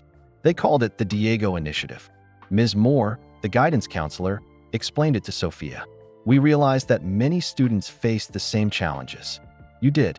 Missing school to help with family crises. Worrying about medical bills affecting college plans. Now we have resources to help. You named it after Diego. His story showed us that brilliant students can come from any family, face any challenge. We want to make sure no student has to choose between family and education. At Diego's elementary school, similar changes were happening. His teacher, Mrs. Sarah Johnson, started a new science club. Diego's engineering dreams met every week after school. Kids worked on their own invention ideas and learned about space exploration. Diego inspired all of us, Mrs. Johnson told Rosa when she called to check on him. His classmates are designing everything from better wheelchairs to robots that can help sick children. At Tesla, Marcus's story had an even bigger impact. Tom Wilson called a meeting with all department supervisors. The Rodriguez family's experience taught us something important, he told them. Our employees need to know they can come to us with family emergencies. What are you proposing? Asked Linda Chun, the HR director. A new family support program, emergency leave for medical crises, childcare assistance, even temporary housing when needed. That could be expensive. Not as expensive as losing good people because they're too proud to ask for help. The program was approved within a week. It was called Marcus's Law. Though Marcus didn't know about the name until much later. At SpaceX, Diego's medical transport vehicle design had started real conversations among engineers. Dr. Jennifer Walsh, who led the Mars mission medical team, brought Diego's drawings to their weekly planning meeting. This 12-year-old figured out something we've been struggling with for months, she told her team. How to provide emergency medical care across vast distances in space. What do you mean? Asked Dr. Mike Torres, the lead mission engineer. Look at his design. He's created a modular system. The medical transport can dock with any spacecraft or space station. It's brilliant. The team spent hours studying Diego's notebook pages that Elon had shared with them. We should incorporate some of these ideas into our Mars mission plans, Dr. Torres said. I agree. But more than that, we should invite this kid to consult on the project.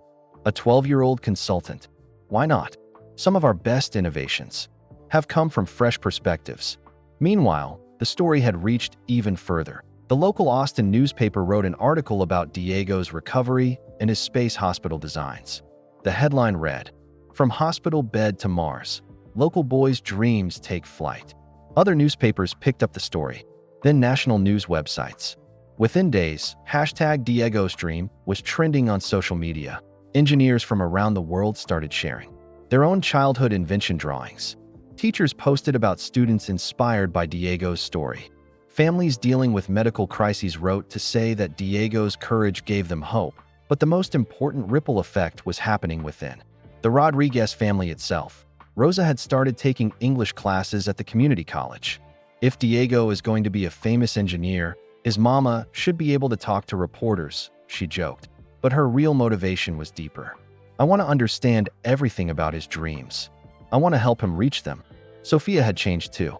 She started a blog called Engineering Sisters, where she wrote about supporting family members with big dreams. Her first post was titled, "How My Little Brother Taught Me That Dreams Are Contagious." Marcus was perhaps the most changed of all. That he returned to work the following Monday, but he was different. He talked more with his co-workers. He asked about their families. He shared his own experiences. I learned something important, he told Tom Wilson. Being strong doesn't mean handling everything alone. Sometimes being strong means knowing when to ask for help. How do you feel about that? Scared, but also relieved. For 3 years, I tried to be the perfect employee. Now I know it's better to be a real person." Tom smiled. Real people make the best employees and the best friends. That weekend, the whole Rodriguez family sat together in their temporary apartment. Diego was feeling stronger every day. His breathing was clear. His energy was returning. "I've been thinking," Diego said as they ate dinner together. "About what?" Marcus asked. "About everything that happened. About why I got sick. About why you quit your job. About why Mr. Musk came to find us. What have you been thinking?" "I think it all happened for a reason." Sophia looked curious. "What reason?" "I think I got sick so that our family could learn something important." "What did we learn?" Rosa asked. "That we're not alone. That there are people who care about us. That asking for help doesn't make us weak.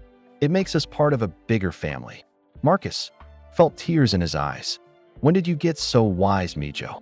"When I realized that the scariest thing isn't being sick. The scariest thing is facing problems alone. But we don't have to do that anymore." "No," Rosa agreed. "We don't." Sophia raised her glass of water. "To Diego, for reminding us that families are stronger together." "To Papa," Diego said, "for choosing family over fear." "To Mama," Sophia added, "for never giving up hope."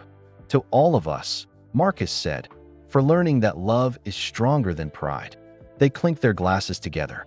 Outside their window, the Texas sky was full of stars. Somewhere among those stars, Diego's space hospitals were waiting to be built. But first, there was tomorrow's visit to SpaceX. The first step in a journey that would change everything. The SpaceX visit would have to wait. On Monday morning, Diego woke up with a slight fever. It wasn't serious, but Dr. Kim wanted to be extra careful with his recovery.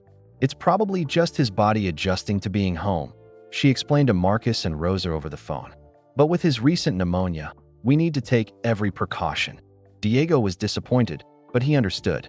"The rockets will still be there next week," he said with a brave smile. Instead of visiting SpaceX, the Rodriguez family had their first quiet week at home in almost a month. And something beautiful happened during those peaceful days. The temporary apartment became a gathering place for their new extended family. Every morning, Tom Wilson stopped by on his way to work. He brought coffee for Marcus and Rosa and fresh orange juice for the kids. "How's our future space engineer feeling today?" he would ask Diego. "Better every day, Mr. Tom. Want to see my new rocket design?" Tom always said yes. He didn't understand all the technical details, but he loved seeing Diego's enthusiasm. Jennifer came by most afternoons after work. She helped Sophia with college application essays and brought Diego new books about space exploration. "Sophia, your essay about supporting your brother's dreams is incredible," Jennifer told her one day. "Colleges are going to love this." "Really? I was worried it was too personal." Personal stories are the best ones. They show who you really are. Carlos and Maria visited every evening. Maria always brought food, homemade soups, fresh bread, vegetables from her garden. "You're spoiling us," Rosa protested one day. "That's what family does," Maria replied. "We spoil each other."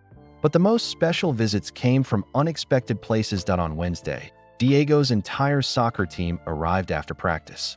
They were still wearing their muddy uniforms and carrying their gear. "We came straight from the field," explained Miguel, the team captain. "Coach said we could visit if we promised to keep our voices down." The boys gathered around Diego's bed, where he was working on a new drawing. "What are you designing now?" asked Roberto. "A soccer field for Mars," Diego said seriously. "If people are going to live there, they'll need places to play." The team looked at his drawing. It showed a domed field with special equipment to create Earth-like gravity. "This is so cool," said Anna, the only girl on the team. "Could we really play soccer on Mars?" "Why not? People will need fun things to do. Sports bring communities together." Coach Martinez leaned over to look at the drawing. "Diego, you've thought of everything. Special shoes for the lower gravity, walls to keep the ball in bounds, even bleachers for families to watch games. Do you think it could really work?" "I think if anyone could figure it out, it would be you." The visit from his soccer team gave Diego new energy. That night, he worked on 3 new drawings: a Mars soccer field, a space swimming pool, and a zero-gravity playground for children. "Look, Papa," he showed Marcus. "If families are going to live in space, kids need places to play." Marcus studied the drawings. His son wasn't just thinking about medical emergencies anymore. He was thinking about making space a home for families. On Thursday, an unexpected visitor arrived. Grace Patterson, the elderly neighbor from their old apartment complex, knocked on the door carrying a covered dish. "Grace," Rosa exclaimed, "how did you find us?"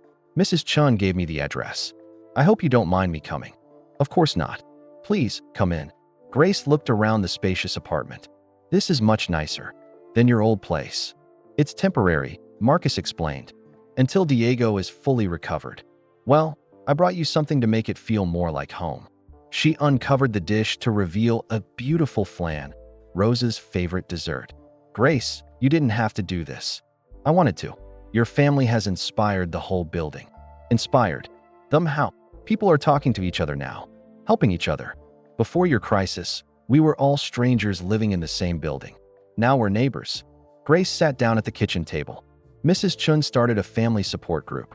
When someone has a problem, we all pitch in to help. Because of what happened to us. Because you showed us what community really means. Marcus, when you chose your family over your job, it made all of us think about our priorities." Sophia poured Grace a glass of water. "What do you mean?" "Mr. Thompson in 2A was working 3 jobs and never saw his kids. After hearing Marcus's story, he quit one job to spend more time with his family." "Really?" "And Mrs. Garcia in 1C was too proud to ask for help when her husband got sick. Now she lets the building help with groceries and childcare." Diego looked up from his drawings. "So our family's problem helped other families too?" "It did, sweetie. Sometimes when one person is brave enough to ask for help, it gives everyone else permission to do the same." On Friday, the biggest surprise of all arrived. Elon knocked on the door carrying a large box and wearing a huge grin. "Special delivery for Diego Rodriguez." "Mr. Musk, what are you doing here?" "I couldn't wait until next week to show you something." He set the box on the living room floor. "This is a prototype. My engineers have been working on it since you shared your medical transport vehicle design." Diego's eyes went wide. "You built my design. We built the first model. Want to see?" Elon opened the box to reveal a detailed scale model of a spacecraft. It looked exactly like Diego's drawing, but with additional features and improvements. "It's perfect," Diego breathed. "Look inside." Elon lifted off the top section to show the interior. "Medical bay here. Family waiting area here. And look at this." He pointed to a small section at the back. "Recreation area. Based on your Mars soccer field idea. You included the soccer field. We included the concept. Our engineers realized that long medical transports would need recreational activities for families." Marcus shook his head in amazement. "You really listened to a 12-year-old's ideas." "Marcus, good ideas don't care how old they are. Age doesn't determine innovation." Sophia examined the model carefully. "Mr. Musk, this is incredible engineering. The structural design, the life support systems, your brother's original concept was sound. We just added the technical details he hasn't learned yet. Could something like this really be built?" Rosa asked. "It's not a question of could, Rosa. It's a question of when." And Diego's ideas just moved us several years ahead in our timeline.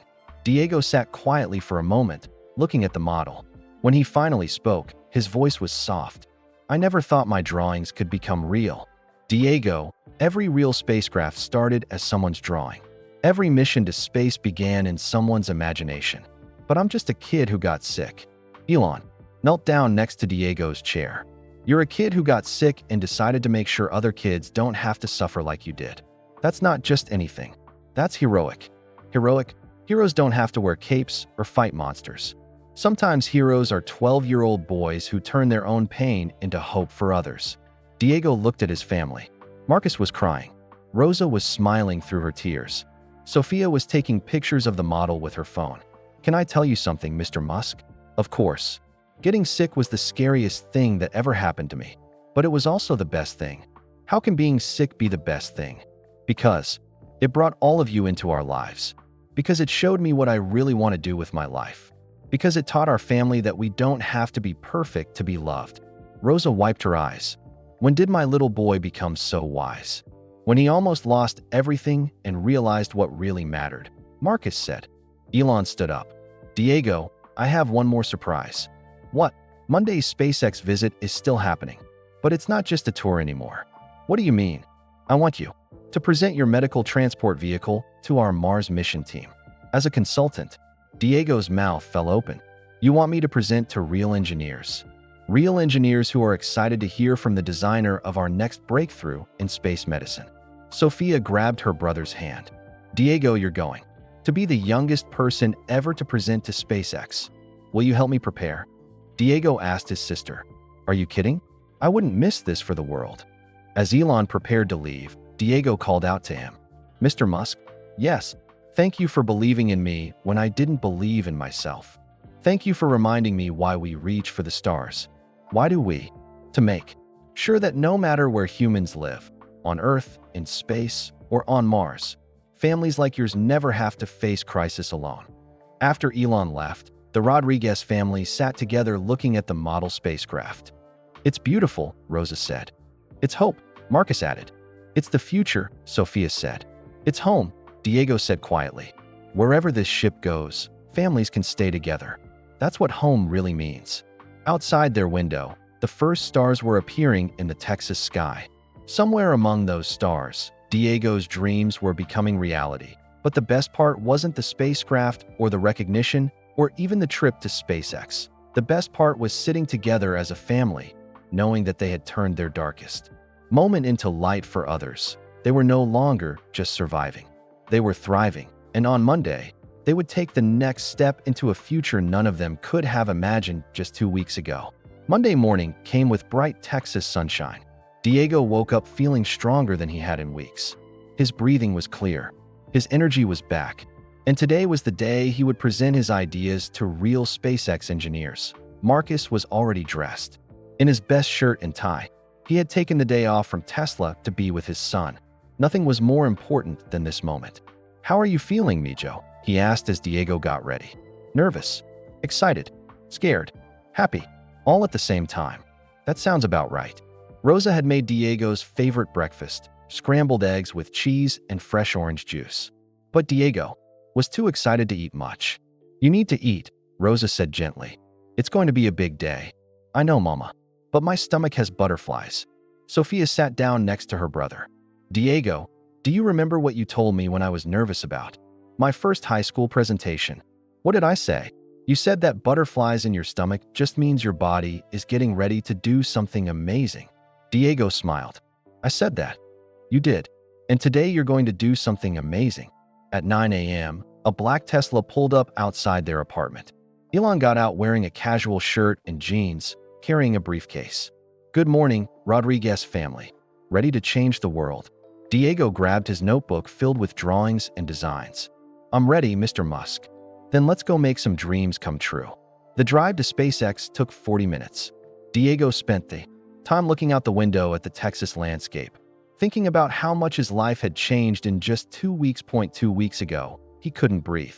Today, he was going to present ideas that might help astronauts breathe on Mars. 2 weeks ago, his father thought he had to choose between work and family.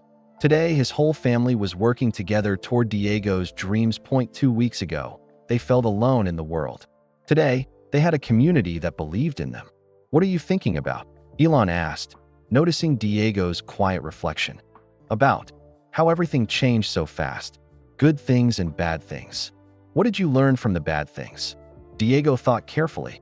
I learned that bad things don't last forever, and sometimes they lead to good things you never expected. That's a very wise observation. Mr. Musk, can I ask you something? Of course. When you were building your first rocket, did you ever think it might not work? Every day, building rockets is hard. Most of them fail, but you kept trying anyway. I kept trying because the dream was bigger than the fear. Diego nodded. That's how I feel about my space hospital idea. Even if I'm scared, the dream is bigger. When they arrived at SpaceX, Diego's eyes went wide. The building was enormous. Rockets, in different stages of construction, filled huge workspaces. Engineers in white coats moved between computer stations and testing areas. Welcome to SpaceX, Diego, Elon said. This is where dreams become reality. They walked through the main workspace. Engineers looked up from their projects to wave at Diego. Word had spread about the 12-year-old consultant who was visiting today. Is that him? One engineer asked another. The kid who designed the medical transport. That's him. Pretty impressive for someone who just got out of the hospital. Diego heard the whispers and felt proud. Not proud in a boastful way, but proud that his ideas mattered to these brilliant adults. They entered a conference room where 20 engineers were waiting. Dr. Jennifer Walsh stood at the front, smiling warmly. "Everyone, I'd like you to meet Diego Rodriguez, the young man whose innovative thinking is about to change how we approach medical care in space." The engineers applauded. Diego felt his cheeks turn red. "Diego," Dr. Walsh continued, "these are some of the smartest people in the world. But today, we're here to learn from you." Elon helped Diego set up his notebook on a stand where everyone could see. "Diego, the floor is yours." Diego took a deep breath. He looked at his family sitting in the front row. Marcus gave him a thumbs up. Rosa smiled encouragingly. Sophia mouthed the words, "You've got this." "My name is Diego Rodriguez," he began, his voice getting stronger with each word. 2 weeks ago, I almost died from pneumonia. But being in the hospital taught me something important. The room was completely quiet. Every engineer was listening. It taught me that when people get sick, the scariest part isn't the medicine or the machines. The scariest part is being separated from your family. He flipped to his first drawing. "That's why I designed this medical transport vehicle. Not just to treat sick people, but to keep families together." For the next 30 minutes, Diego explained every detail of his design. The medical bay with equipment for surgery and recovery. The family quarters where parents and children could stay together. The recreation area where kids could play while their loved ones recovered. But then he shared something new. Something he had drawn just that weekend. "This is my newest idea. A network of medical transports that work together." The drawing showed multiple spacecraft connected by docking tubes. Each ship had a different specialty: emergency care, surgery, long-term recovery, family support. Instead of one big hospital ship, we have several smaller ones that can connect when needed. If someone on Mars needs heart surgery, the surgery ship flies there. If they need long recovery time, the recovery ship comes too. Families never have to choose between getting help and staying together. Dr. Walsh leaned forward. "Diego, this is brilliant. You've solved the modularity problem we've been working on for months." "What's the modularity problem?" Diego asked. "How to make medical care flexible enough for different emergencies, but efficient enough to transport across space. Your network design does exactly that." Another engineer raised his hand. "Diego, how did you think of the family quarters idea?" "Because when I was sick, my parents slept in uncomfortable chairs for a week. They ate terrible food from machines. They couldn't shower or change clothes. That's not right. If someone you love is sick, you shouldn't have to suffer too." The engineers were taking notes. Real notes about a 12-year-old's ideas. "Diego," said Dr. Mike Torres, "what gave you the idea for the recreation areas?" "Kids need to play, even in space, even when they're scared. Playing helps them heal faster." "Is that just your opinion, or do you have evidence?" Diego opened to another page in his notebook. "I researched it. Studies show that children recover 30% faster when they have access to play and normal activities. And families stay stronger when they can do normal things together." Dr. Walsh exchanged glances with her team. "Diego, you've done actual medical research." "I had a lot of time to read while I was recovering. Ms. Jennifer brought me books about space medicine and child psychology." Sophia spoke up from the audience. "He read 12 books in 2 weeks and took notes on everything." For the next hour, the engineers asked Diego questions. Technical questions about life support systems. Practical questions about space and weight limitations. Creative questions about how to make medical care less frightening for children. Diego answered every question thoughtfully. When he didn't know something, he said so honestly, "I don't know the engineering for that yet, but I'm learning." Finally, Dr. Walsh stood up. "Diego, on behalf of the entire SpaceX Mars medical team, I want to thank you. Your ideas aren't just creative, they're practical solutions to real problems." "Does that mean you might actually build them?" "It means we're going to start incorporating your designs into our official Mars mission plans. With your permission, of course." Diego looked at his parents. "Can they do that? Can they really use my ideas?" Marcus was crying. Happy tears. "Mijo, they can do whatever you want them to do. These are your ideas." "Then yes, please use them. But can I ask for something?" "Anything," Dr. Walsh said. "When you build the first medical transport, Can you put a small soccer ball inside? For kids who might be scared. The room erupted in laughter and applause. Diego, Elon said, I think that can be arranged. After the presentation, the engineers lined up to shake Diego's hand and get copies of his drawings. Several gave him their business cards and invited him to visit again. You have a gift, Dr. Torres told him. Don't ever stop dreaming. I won't, Diego promised. I have too many ideas left to draw. As they prepared to leave SpaceX, Diego took one last look around. The workspace. Mr. Musk, when I grow up and work here, will I have my own desk? Diego, when you're ready to work here, you'll have your own laboratory. Really? Really? But first, you need to finish school and learn all the engineering you'll need to build these amazing machines. I will. I promise. In the car on the way home, the Rodriguez family was quiet. Not sad quiet, but amazed quiet. I can't believe that just happened, Sophia said finally. I can't believe my little brother just presented to SpaceX engineers, Marcus said. I can't believe they want to use his ideas, Rosa added. Diego was holding his notebook against his chest. I can't believe any of this is real. It's real, Elon said from the driver's seat. And it's just the beginning. When they got home, there was another surprise waiting. The entire Tesla driver team was gathered outside their apartment building, holding a banner that said, Welcome home, Space Consultant Diego. Tom Wilson stepped forward with a small wrapped gift. We couldn't let this day pass without celebrating. Diego unwrapped the gift. Inside was a Tesla badge with his name on it. But instead of saying driver like his father's badge, it said future chief engineer. Tom, you made this for me. The whole team worked on it. We wanted you to know that you'll always have a place in the Tesla family, even if I work for SpaceX, especially if you work for SpaceX. We're all proud of you, Diego. That evening, as the sun set over Texas, the Rodriguez family sat together. In their apartment, Diego was working on a new drawing, a design for a space playground where kids could safely play in low gravity. Diego, Marcus said, Do you remember what you told me in the hospital? About getting sick being the best thing that happened to you. I remember. Do you still believe that? Diego looked up from his drawing. He looked at his father, who had learned that asking for help made him stronger, not weaker. He looked at his mother, who was learning English so she could better support his dreams. He looked at his sister, who had discovered her own passion for engineering by helping him with his. Yes, Papa, I still believe it. Why? Because getting sick showed me what I really want to do with my life. Help families stay together, no matter where they are. And it showed our family that we're stronger together than we ever were apart. Rosa reached over and hugged her son. You know what the best part is? What, Mama? This is just the beginning. You have your whole life ahead of you to make these dreams come true.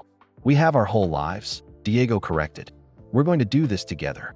Marcus looked out the window at the stars beginning to appear in the darkening sky.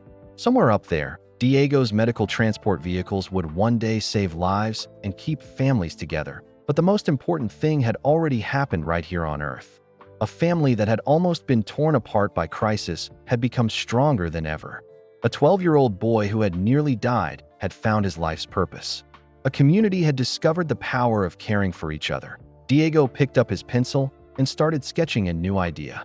A space station where children could go to school, while their parents worked on Mars. Where families could live together while exploring the universe. What are you drawing now? Sophia asked. The future, Diego said simply. A future where no family ever has to choose between safety and staying together. Outside, the first stars of evening were shining brightly. Among them was Mars, red and distant, waiting for the day when Diego's dreams would make it a home for families from Earth.